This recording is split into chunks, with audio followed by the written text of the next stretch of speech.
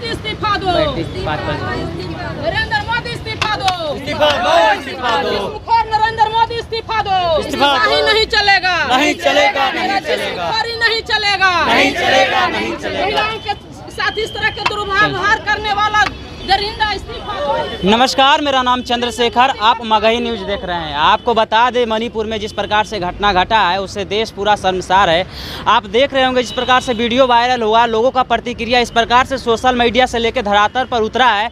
कल जो है दिल्ली से ले उत्तर प्रदेश, राजस्थान हो चाहे बिहार हो, बिहार में कल भी सड़क पे महिलाएं उतरे थे। आज आरजेडी के कार्यकर्ताओं जो थे इनकम टैक्स चौराहा होते हुए पूरा मार्च निकाले थे। आज हम जो है बुद्धा स्मृति पार्क के सामने आए हुए हैं। कुछ महिलाएं हैं, कुछ लड़कियां हैं, कुछ बुजुर्ग भी हैं, और किस लिए यहाँ पे हैं उन्हीं के जुबान से सुनेंगे। काहे यहाँ पे आए हुए हैं सर? देखिए, आप जानते हैं कि मणिपुर में देश के लिए सबसे शर्मनाक घटना, विभत्स घटना घटित हुआ है, और महिलाओं का जो नग्न वो जो प्रदर्शन करवाया गया है भीड़ में लेकर के, वह इस देश का दुर्भाग्य है।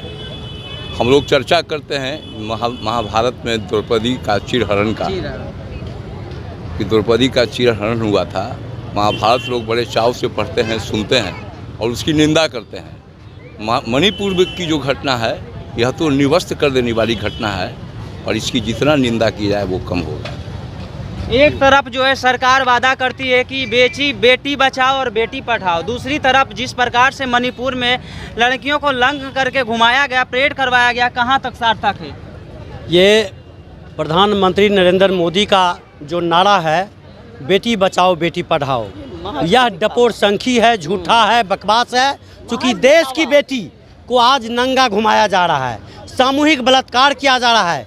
देश की बेटी जो महिला पहलवान थी उनको बेइज्जत किया गया। एक महीना धरना, जंतर मंतर पर धरना दिया, लेकिन ब्रजशरण सिंह को मुकदमा तक नहीं होने दिया, और मुकदमा भी जब हुआ तो उसको गिरफ्तारी नहीं हुई, चूँकि नरेंद्र मोदी का उनके बर्दाश्त प्राप्त है। इस संरक्षण जितने भी गुंडा तत्व हैं, बलात्कारी हैं, सारे लोगों का ये संरक्षक देने का काम करते हैं मोदी की सरकार। इसलिए इसका नारा बेटी बचाओ बेटी पढ़ाओ झूठा है, क्योंकि बेटी आज शर्मसार हो रही है, देश आज शर्मसार है। ऐसी घटना की हम तीव्र निंदा करते हैं, और नागरिक मंच मांग करती है कि मणिपुर सरकार जो बीरेन सिंह है उसको बर्खास्त करे, और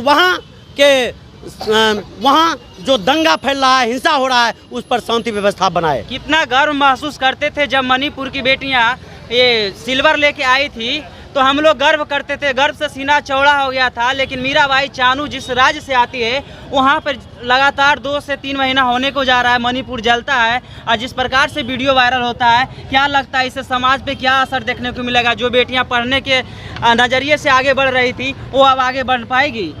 पता नहीं कितने हृदय से या कितने मन से हमारे माननीय प्रधानमंत्री ने ये नारा दिया कि बेटी बचाओ और बेटी पढ़ाओ। इसी माहौल में बेटी बचेगी, और इसी माहौल में बेटी आगे बढ़ेगी, और इसी माहौल में क्या बेटी पढ़ेगी? शर्म आनी चाहिए।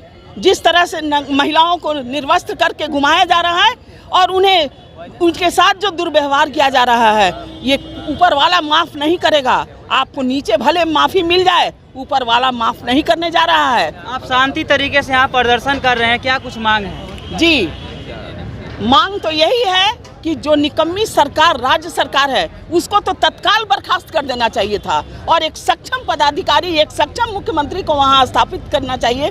और ये हमारे प्रधानमंत्री के 1 मिनट के लिए, उनके प्रधानमंत्री जी ये इस काम को 1 मिनट के लिए कर सकते हैं। 1 मिनट में उन्हें देरी नहीं लगेगा।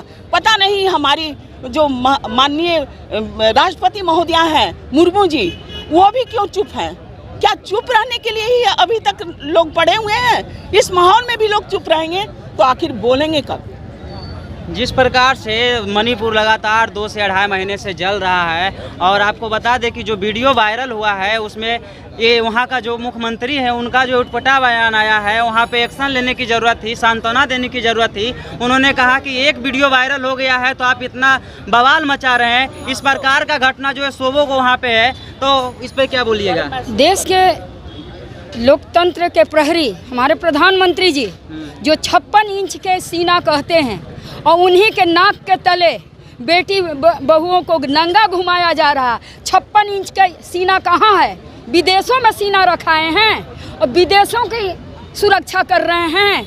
आज लोकतंत्र में कोई भी पद हमारे संविधान से ऊपर नहीं है, हमारे लोकतंत्र से ऊपर नहीं है। तो हम यही कहना चाहेंगे कि वो यदि देश की रक्षा नहीं कर सकते हैं तो इस्तीफा दें और मणिपुर के जो भी हमारे सीएम हैं उनको बर्खास्त करें और जितने लोग दुर्व्यवहार किए हैं, दुराचार किए हैं, उनको फांसी की सजा दें। ये आज पहली नहीं है, महिला पहलवान के साथ भी हुआ और ना जाने गरीब गुड़ों के साथ कितना हो रहा जिसकी आंकड़ा नहीं है।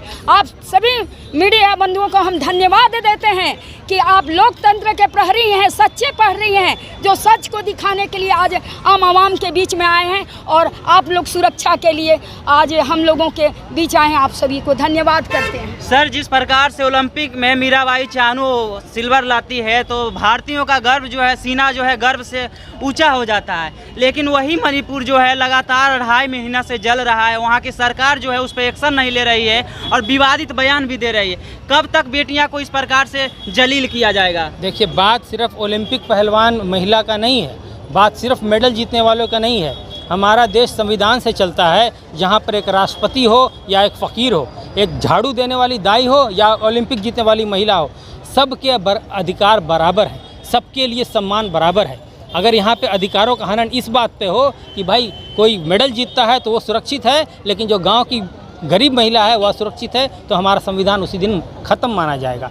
आज कहा जा रहा है फलाना आदमी बहुत महापुरुष हैं, इनका विदेश में डंका बज रहा है, ये सब झूठ प्रचारित किया जा रहा है कुछ लोगों को बरगलाने के लिए। और चुनाव आप जानते हैं एक परंपरा बन गई है इस पार्टी की और इस नेता विशेष की। इस चुनाव के पहले अभूतपूर्व हिंसा कराई जाती है, हिंसात्मक भाव उत्पन्न किया जाता है और हिंसा, नफरत, इतना डर का माहौल से क्या होता है कि लोग एक पक्ष में जाके वोट गिरा देते हैं। और यही इस सरकार की नीति है, इस नीति में खोट है, इस नियत में खोट है, इसीलिए हम इसका विरोध कर रहे हैं। इस तरह के डर के माहौल को पैदा करके चुनाव न जीता जाए, क्योंकि आने वाली नस्लें हमेशा के लिए असुरक्षित हो जाएंगी और संविधान का कोई मायने नहीं रह जाएगा।